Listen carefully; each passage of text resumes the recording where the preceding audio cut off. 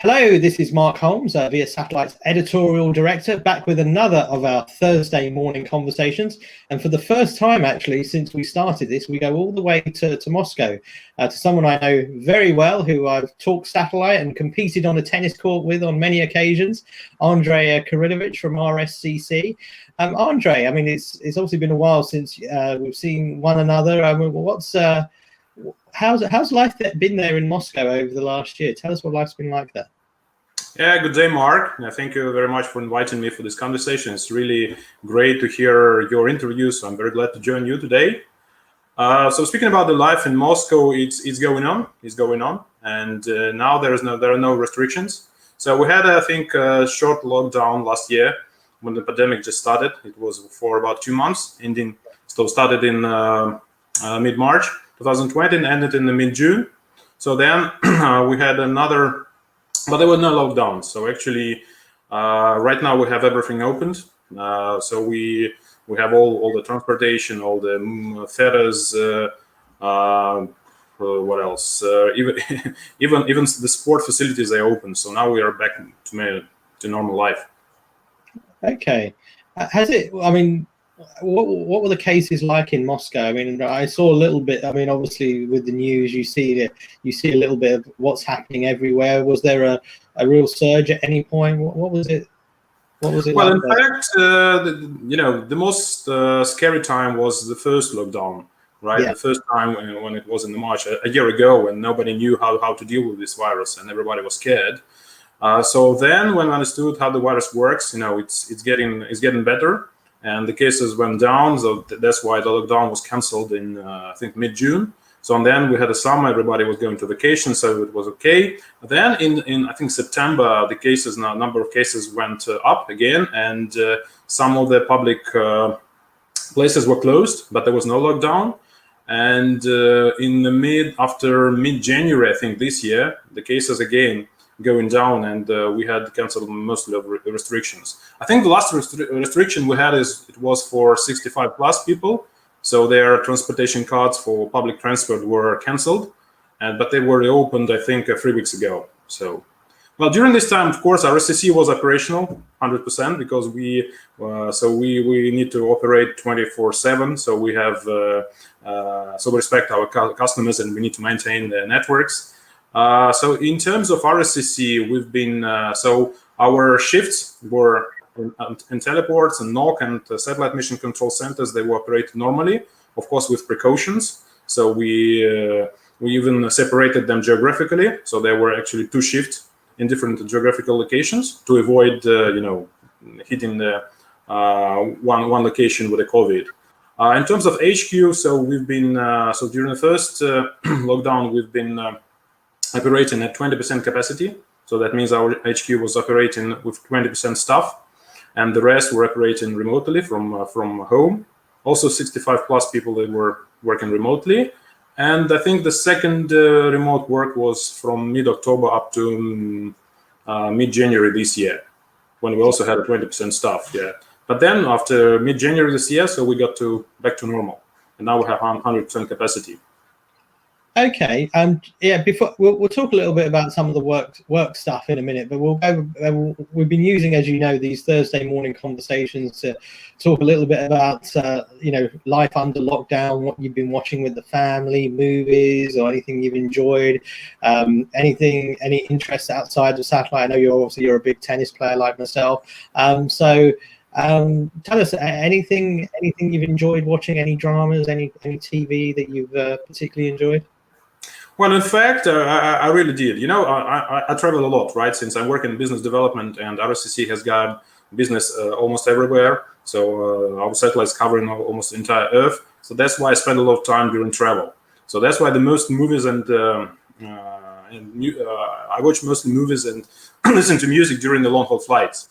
But now I had time to watch it at home, and since I have a 4-year-old kid, I've got a small kids, so the majority of the content I had to watch was actually related to different cartoons and kid movies, right? So I spent a lot of time with my family, and we watched different kid stuff, starting from Russian cartoons, like Masha and the Bear, and ending with typical kid movies like The Cars and etc. And but he also really, since he knows that father is working in the space industry, and he knows that if you ask my son what father is doing, he would ask, he would answer, my father is launching satellites. So that's why he's really fond of watching any kind of space stuff, starting from the launches of the spacecrafts up to Star Wars. And so, yeah. I was going to ask, do you like any space movies? I mean, we had the Netflix drama about Space Force. There's a few. I mean, I think watching science fiction is very popular amongst some of our Thursday morning conversations. So, anything particular there? Yeah, of course. As I'm space addicted, and I also like movies. I like science fiction. I like movies like Interstellar and something like that.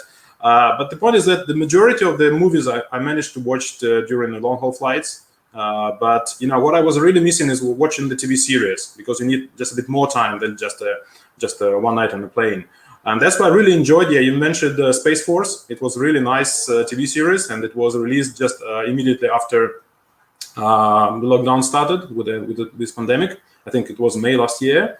Then I would say so it was Netflix. There was by the way, there was another really good TV series in Netflix. It was called The Method. Actually, it was done by the Russian studio, especially for Netflix. It is about it's a criminal drama about the high-level investigator finding the killers and the criminals, and he's got his own method. So it's really nice. I think it's IMDb rating of about 7.5. Yeah, which means it's worth watching. And speaking about science fiction, and since I said my son is quite fond of different Star Wars stuff, Mandalorian was also a nice one. I really enjoyed it. It's also a TV series. I don't remember, was it Netflix or it was a Disney? Yeah, Disney Plus, I think. Yeah. Also, you mentioned music there as well. What type of music do you enjoy listening to? Again, I traveled a lot. I spent a lot of time in business trips. So again, I really enjoy music while spending it while flying somewhere in the airplane. So what I usually do, I just download I think the majority of the business people are doing that, just downloading the top 30 or top 20 charts in your country or globally and listen it from what Google Play or from Apple Play. As you know, we like to say in our industry that that's a space segment. Satellite bandwidth is now a commodity. So that's why I would say music became a commodity, right? I don't remember the names of what I was listening, but I know that if I download this top 30, at least 90% would be good music. I really do remember a few names, the tracks that really blew up my mind, I think, but you know them as well. It's Blinding Night. Was my one, and the recent one was, of course, Astronaut in the Ocean. It's a really nice track. I still listen to it, so it's really great. I don't remember who's the band, but actually, it's great. No, fantastic. Well, let's talk a little bit about some of the work stuff now. I mean, it's been a challenging year for all of us. For like a global, I mean, you mentioned yourself, you're used to traveling a lot. You have a global footprint at RSCC. How has sort of the work, I guess, because you've not been able to go out and see as many customers, how have things changed for RSCC over the last few months? Well, in fact, 2020 was good for us. So we made 100% of our sales plan. So you can congratulate us. So it's of course, the majority of the deals were connected with the work that we did in 2019, right? So and they finally strike in 2020. So we understand that 2021 will be tougher because in 2020 we could not travel much. So that's why gaining new customers was really challenging. But what we're doing, we are just focusing on increasing the business with our current customers. So we have quite good established customer base with very loyal customers, dealing with us for the last 15 years or more. So that's why, they have increased their contracts with us. And besides that, we also provide quite a lot of value-added services like maritime or consumer broadband. and especially consumer broadband, it was quite successful time during the COVID time. Yeah, and of course the core enterprise networks, because the enterprises, they needed more VPNs, they needed more connectivity to have their remote stuff connected. So that's why that's how 2020 went for us. Let's talk a little bit about consumer broadband, because obviously I think one of the things that the pandemic highlighted was the importance of connectivity everywhere and being able to share data, access to data, whether it's in healthcare or even other areas. How did that sort of play out in Russia, and how did you see what kind of spikes did you see in the usage of like consumer broadband? Well, first of all, the people.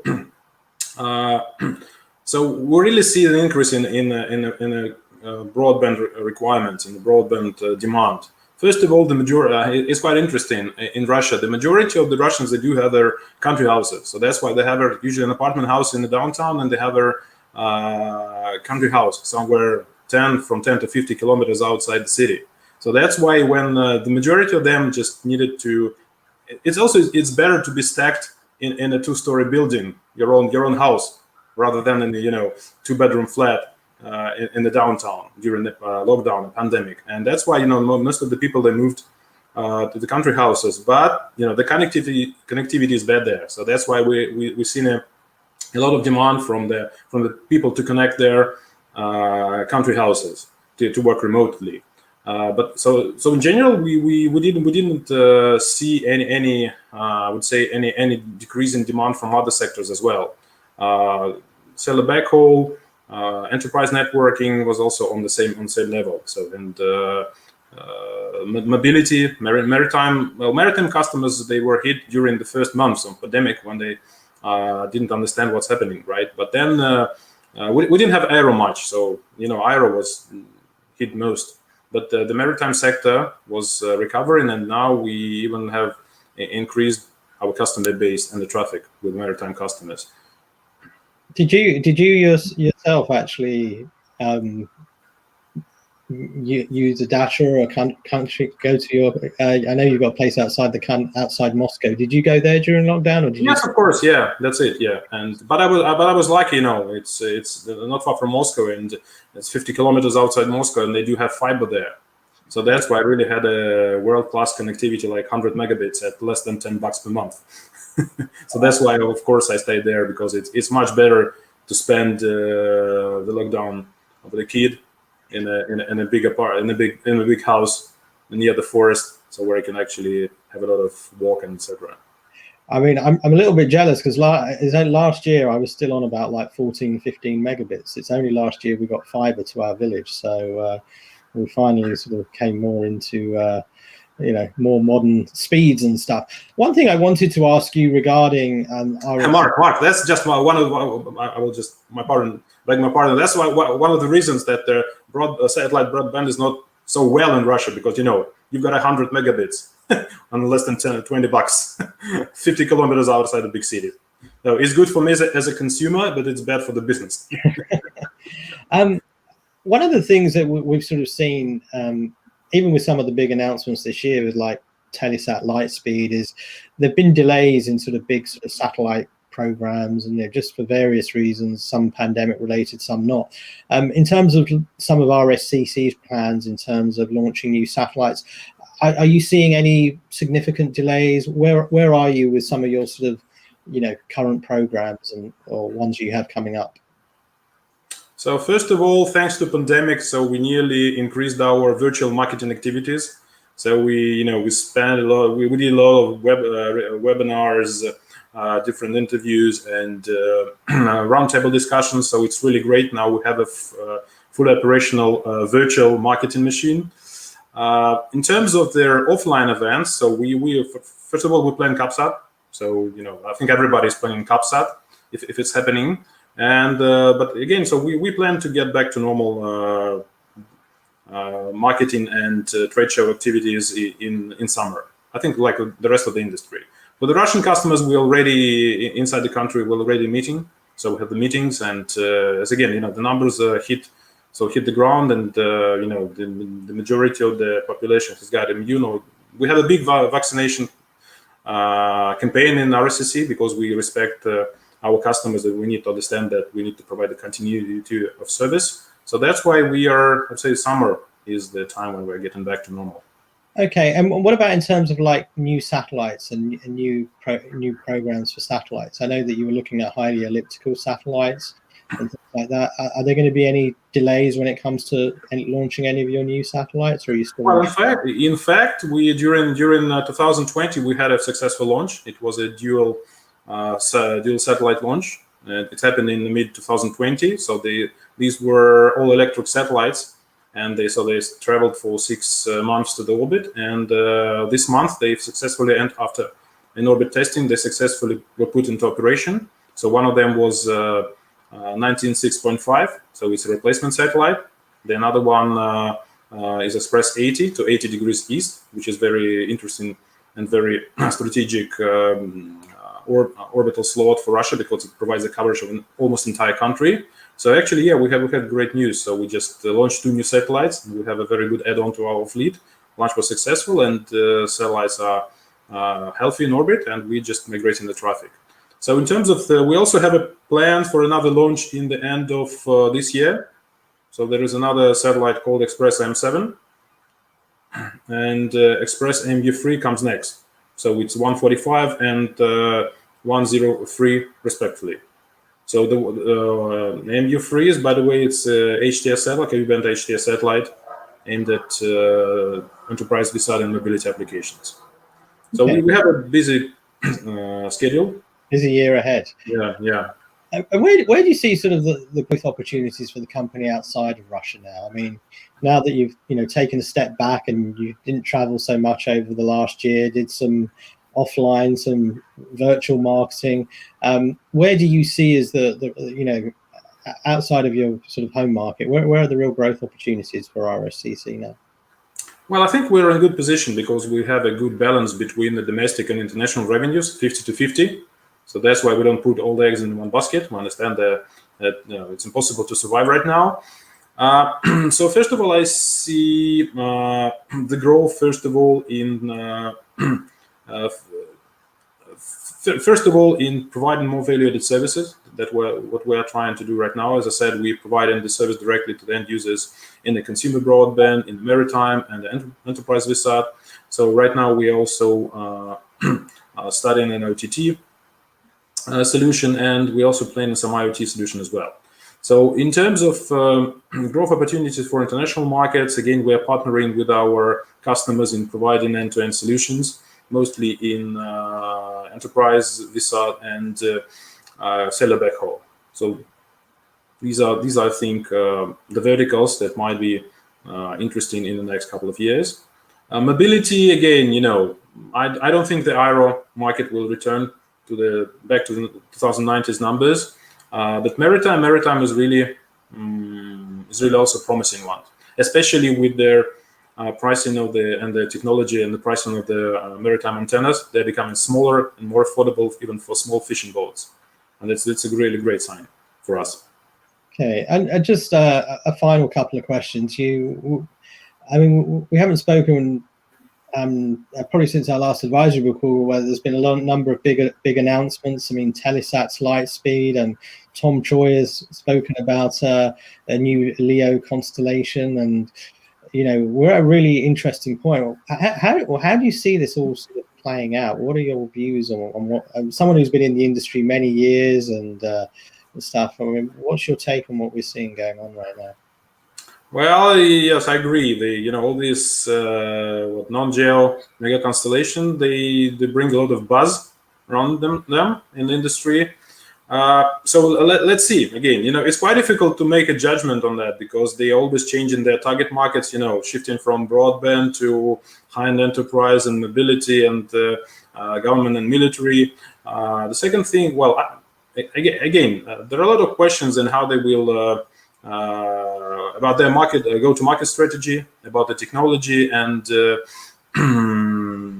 again, I think that the most problematic thing, the most difficult the toughest question they may be asked is about the pricing and the distribution, right? Because if you go outside the well-developed market like US and Europe, there are two questions: the pricing and distribution. So that might be the biggest challenge for them. And speaking about the technology, in fact, besides latency, I don't see any advantage of the system over GSO. And I think the geo industry has got a lot of weapons to strike back. Yeah, first of all, software-defined payloads, software-defined ground as well, right? So VHTS system. So again, I think next years will be quite interesting about the rivalry between non-geo new entrants and the geo satellites. But I don't put all the stakes on the non-geo, because I think geo operators, they also will have enough power and enough ability just to compete. And again, if you're looking to the consumer broadband market, it's a question of affordability. $100 and per month and $500 per CPE. It's really it's not affordable in the most parts of the world. The distribution, as I said, is another thing. If you look at the high-end market, and especially the aviation and mobility and enterprise, all these customers, they build long-term relations with the current service providers. And first of all, you need to make a proof of. First of all, you need to launch all the satellites to make the network operational. Then you need to get them proof of concept, and then only you can sign a contract. But at that time, you will need to replace 50% of your constellation. So again, there are a lot of questions. But anyway, we are very excited. I'm very excited that there are a lot of things happening around non-geo constellation. So we'll see. It will be interesting times. Okay, and just a very quick final question. We always try to end on a fun question rather than a satellite question. Not saying satellites can't be fun, but I know, like me, you're a bit of a tennis player. So I'd like to ask you, who's your favorite tennis player? Who's the tennis player you most like to watch? Okay, so you know my style of playing, right? So my favorite player is Andrey Agassi. Okay, I didn't know that. Yeah. If it's from the past players, yes, right. Yeah, from the current ones, of course, Daniil Medvedev. Yeah. He's really great. How he's ruining the player of the opponent, and his defense is really great. Yeah. But actually, Andrey Agassi is my best. I used to be going back a bit. I used to be a big Stefan Edberg fan. I was always serve and volley at Wimbledon. Serve and volley, old school, right? So you don't see much of this type of tennis right now. I know, I miss it. But anyway, Andrey, it's been an absolute pleasure. It's always good to catch up with you. Glad to hear you're well, and we look forward. Obviously, it's been a pleasure working with and reporting on RSCC down the years, and being a part of some of the events in Russia as well. I wish you and your colleagues obviously a very successful year. It sounds like you've got some really interesting plans, and fingers crossed we'll do battle again on a tennis court at some point soon. So yeah, it's been great to see you, and look forward to seeing you and your colleagues again soon. Thanks very much. Yeah. Thank you, Mark, and I also hope to see you soon, just in person, and also to have a chance to play. All the best. We'll look forward to it.